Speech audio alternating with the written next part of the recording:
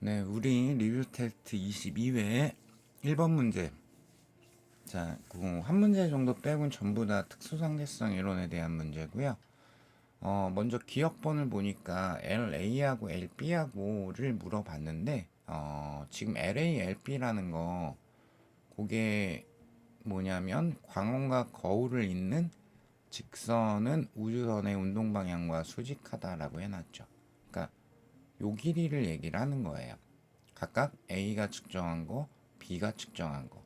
근데 우주선의 운동 방향과 LA 내지 LB는 수직한 방향의 길이이기 때문에 얘는 당연히 운동 방향에 대한 길이가 아니기 때문에 길이 수축이 일어나지 않죠. 그래서 LA, LB는 누가 측정해도 같은 값이 돼야 됩니다. 자, 그 다음에 TA, TB, 뭐 그림으로 풀어도 요거 이제 편하게 구할 수 있긴 한데, 강의 내용을 기초로 해가지고 보자면, 지금 빛을 가지고 뭔가를 실험을 했는데, 빛이 왕복을 했으니까, 시간 팽창 내지는 시간 지연 현상을 이용하자. 이렇게 되는 거죠. 따라서 A가 측정을 할 때 B의 시간은 느리게 진행을 해야 되기 때문에 A가 측정한 시간이 팽창된 시간이 돼야 되니까 A가 측정한 값이 더 커야 된다. 그래서 요거는 바로 골라주셔야 됩니다. 자, 그 다음에 D급번. A가 측정하는 빛의 속력을 근데 기호를 보니까 B가 측정한 값으로 표현이 되어 있죠. 그러면 TB분의 ELB라고 하게 되면 B가 측정을 했을 때 이렇게 한번 빛이 왕복하는 데 걸리는 시간 TB에다가 그 이동한 거리 ELB니까 이건 B가 측정한 빛의 속력이 돼요. 그쵸? 그런데 빛의 속력은 누가 측정해도 똑같아야 되기 때문에 광속 불변에 의해서 요건 A가 측정한 값도 동일한 값으로 등장을 하게 됩니다. 자, 넘어가시면 2번 문제. 자, 2번 문제 보면 이제 각각 0.5c로 A하고 양성자는 같은 방향으로 운동을 하고 있고요. 그쵸? 그리고 B는 반대 방향으로 운동을 하고 있는 것을 그림에서 표현을 하고 있죠. 자, 기억번. A가 측정을 할 때 A의 시간은 B의 시간보다 빠르게 진행을 하냐? A가 측정을 할 때, 자, 특수상대성 이론에 의해 가지고 기본이 뭐냐면 관찰자가 보기에 관찰자는 항상 그냥 정지인 거고요. 지는 그냥 지를 정지로 보고요. 대상이 운동을 하는지 운동을 하면 대상의 시간은 자기 시간보다 느리게 진행을 하고 대상의 운동 방향의 길이 수축이 일어나고요. 대상의 어떤 질량은 증가되는 걸로 관찰이 되죠. 그럼 A가 측정할 때 B가 움직였니? 라고 물어보는 거예요. 그럼 만약에 B가 A와 같은 방향으로 동일한 속력으로 움직였으면 안 움직였겠지만 A한테 다가오는 방향으로 운동을 하고 있기 때문에 A가 측정할 때 B는 움직이죠. 그쵸? B는 움직이기 때문에 B의 시간은 느리게, 즉 작게 측정이 되고 A의 시간이 상대적으로 더 큰 값으로, 즉 빠르게 진행하는 것으로 측정이 돼야 된다. 그래서 기억번을 골라 주셔야 되겠죠. 자, 그 다음에 니은번. 양성자가 B를 스치는 순간부터 B가 A를 스치는 순간까지 걸린 시간은 A가 측정할 때 그리고 B가 측정할 때. 자, 그러면 A가 측정을 할 때는 양성자하고 B가 서로 가까워지고 있고 뭐 A가 측정할 때 여기 어딘가에서 만났다라고 칩시다. 자, 그럼 그 다음부터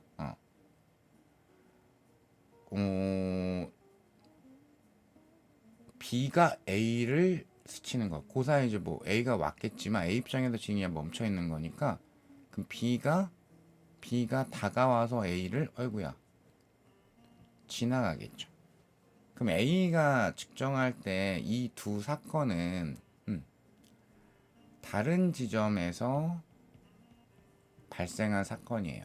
즉 니은은 고유 시간에 대한 거를 한번 연습을 한 건데, 고유 시간이라는 거는 동일 지점에서, 관찰자 입장에서 동일 지점에서 발생한 사건의 시간 차이가 고유 시간이 되는 거죠. 그런데 B가 측정할 때는 어떻게 되냐? 양성자가 자기한테 와서 B를 통과하게 되고요.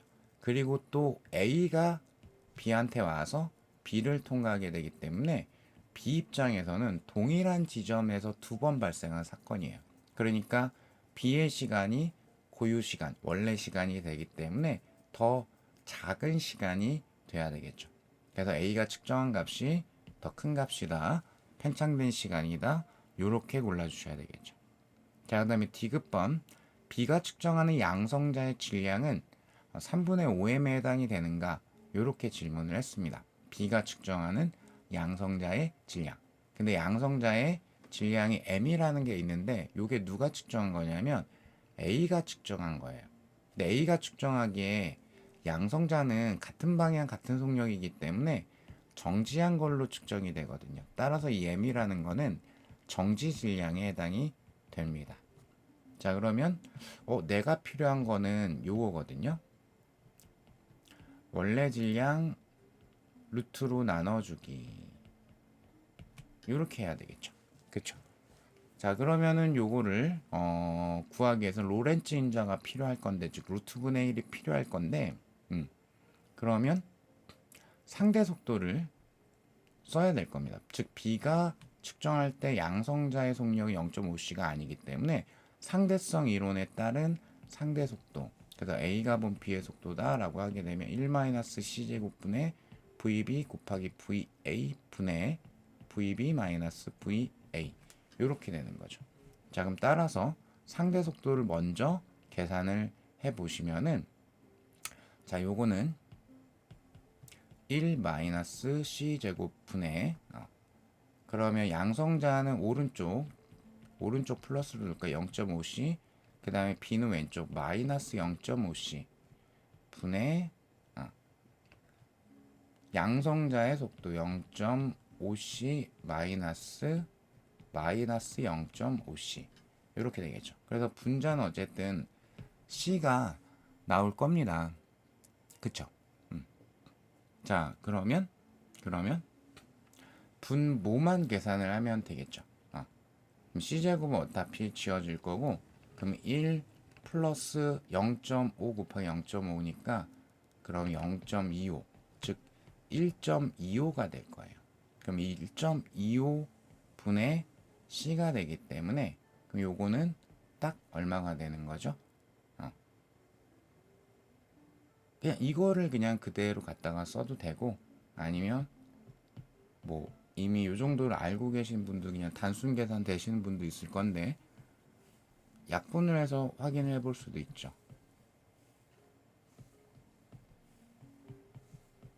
5분의 4니까 즉 요게 0.8c가 되는 거예요. 0.8c가 됐다라는 거는 루트 값 자체가 1-c제곱분의 v제곱의 루트 씌운 게 0.6이 돼야 되겠죠. 그죠? 따라서 최종적으로 B가 측정하는 질량은 고유 질량, 원래 질량 나누기 루트는 0.6이니까 이렇게 되겠죠. 6분의 10m, 즉 3분의 5m이다 해서 디귿도 맞는 겁니다.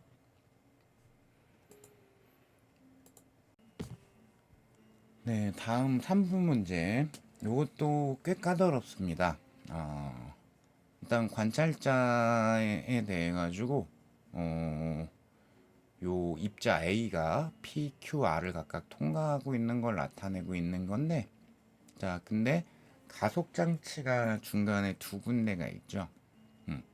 그래서 이 가속 장치에 의해 가지고 입자 A는 가속이 될 거고요.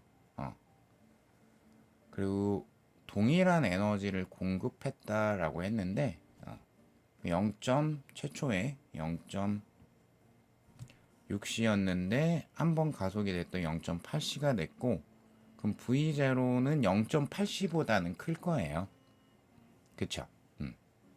물론 이제 빛의 속력보다 커질 수는 없으니까 C보다는 작기는 하겠지만 그렇다고 이렇게 하시면 안 되죠. 여기 0.2C만큼 증가했으니까 여기도 0.2C만큼 증가해서 빛의 속력 C가 되냐? 그건 안 됩니다. 그렇죠? 왜냐하면 빨라지게 되면은 상대성 이론에 따른 질량 에너지 등가에 의해 가지고 빨라지게 되면은 이 질량 자체가 증가하는 걸로 관찰이 되기 때문에 그쵸. 그래서 그 속력 자체가 그대로 같은 칸만큼 증가할 수는 없어요. 자, 그럼 어쨌든 A가 R을 통과하는 순간 관찰자가 측정하는 A의 운동 에너지. 두 번째 가속기를 통과한 다음에 A의 운동 에너지를 구해라 라는 거고요. 정진일량은 M0라고 드렸고요. 그럼 상대성 이론에 따른 운동 에너지는 로렌츠 인자 마이너스 1 정지 에너지 이렇게 되죠. 그럼 내가 필요한 건 뭐냐면 두 번째 가속기를 통과한 R 지점에서의 로렌츠 인자를 구하는 게 핵심이다 라고 볼 수가 있어요. 그걸 구하기 위한 수단으로 동일한 에너지 공급하는 가속장치 두 군데를 드린 거고요. 그쵸? 그러면 요 가속장치에 의해 가지고 각각 운동 에너지가 증가됐을 것인데 이 운동 에너지의 증가분이 똑같다. 요게 똑같다라는 걸 이용해라 라는 게 문제풀이의 핵심이 되는 거예요. 자, 어쨌든 0.6C라고 되어 있기 때문에 로렌츠 인자에 들어가는 루트는 0.8이고요. 0.8C라고 그랬으니까 루트 값은 0.6이고요. 써먹든 안 써먹든 일단 이렇게 표현을 하겠습니다. 자, 그러면 일단 P하고 Q 사이의 운동 에너지 변화량은 그럼 P에서의 운동 에너지 마이너스 Q에서의 운동 에너지 마이너스 P에서의 운동 에너지가 돼야 하겠죠. 그렇죠? 그래서 Q에서의 운동 에너지 로렌츠 인자 Q 마이너스 1 뭐 길더라도 다 쓸까요? M0 C제곱 마이너스 P에서의 운동 에너지 동일하게 쓰면 되고 요거랑 누구랑 R과 Q 사이의 운동 에너지 변화량이랑 같아야 된다. 에이, M0 C제곱으로 묶을걸. 뭐 그래도 제 팔이 아픈 거니까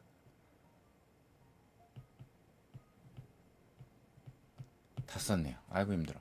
그럼 어차피 M0 C제곱은 다 지워질 거기 때문에 로렌츠 인자에 대한 계산이 되네요. 그쵸? 그러면 쓱 보니까 여기에 로렌츠 인자 Q 같은 경우에는 두 개가 있는데 이쪽에 마이너스가 있거든요. 넘기면 2 로렌츠 인자 Q 나머지를 오른쪽으로 넘겨버리게 되면 P 플러스고요. 그 다음에 R에서의 값도 플러스로 등장을 하게 되죠. 요거 찾아야 되는 게 핵심이라고 볼 수가 있죠.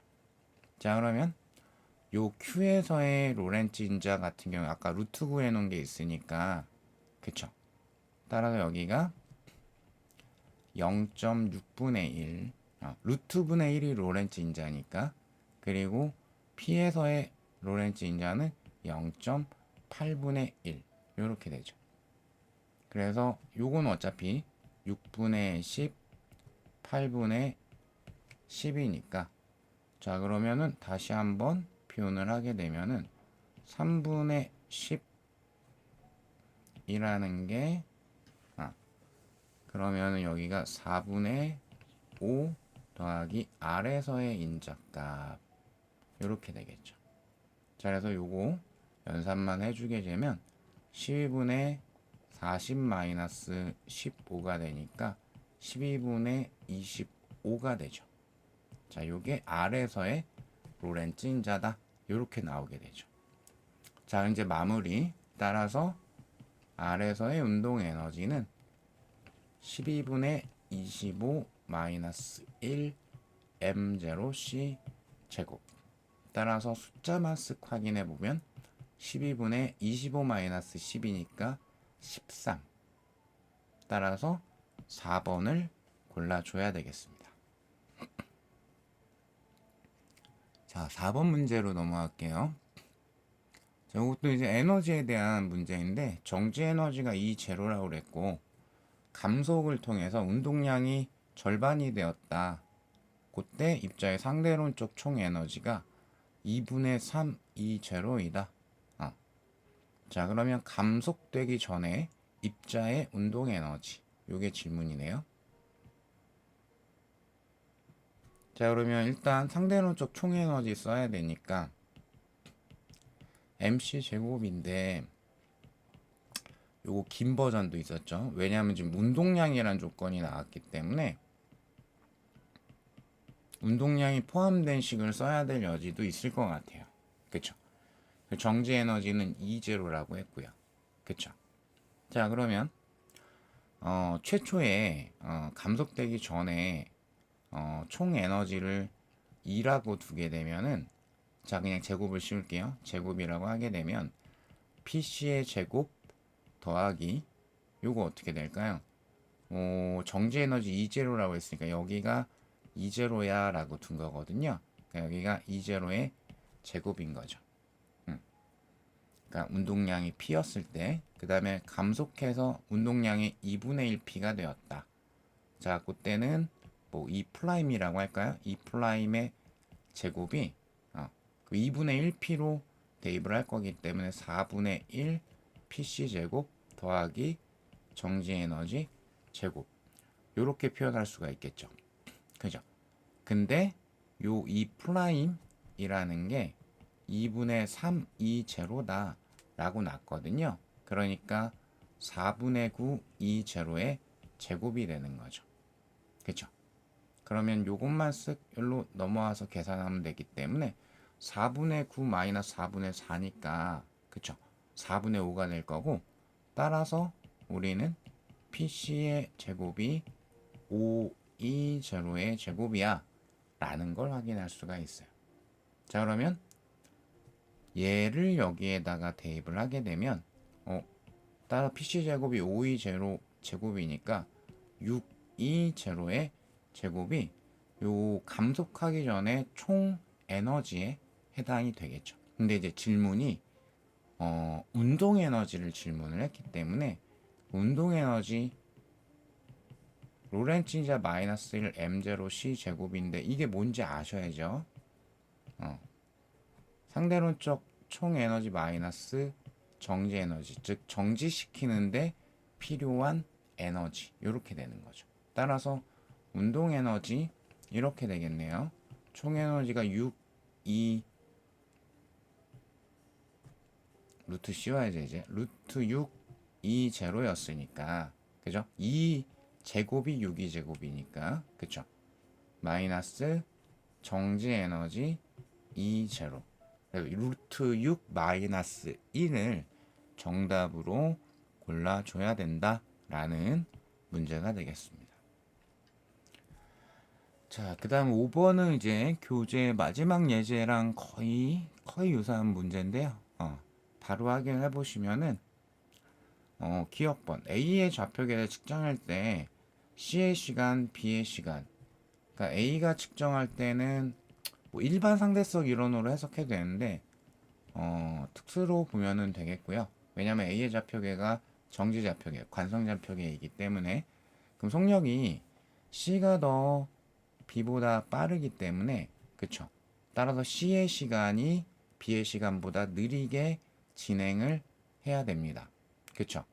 그리고 당연히 자신의 시간보다 느리게 진행을 하고요. 그쵸? 그래서 기억, 니은을 한꺼번에 해결을 하실 수가 있죠.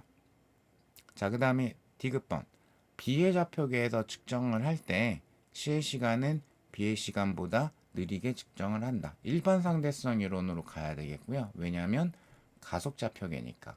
그러면 관성력 자체가 그냥 중력과 똑같은 현상이고, 그리고 일반 상대성 이론에 따르게 되면 관성력 내지 중력이 클수록 시간은 역시 팽창 내지 지연 현상이 생긴다. 그쵸? 즉 중력이 큰 곳이 시간이 느리게 진행을 하게 된다라는 거.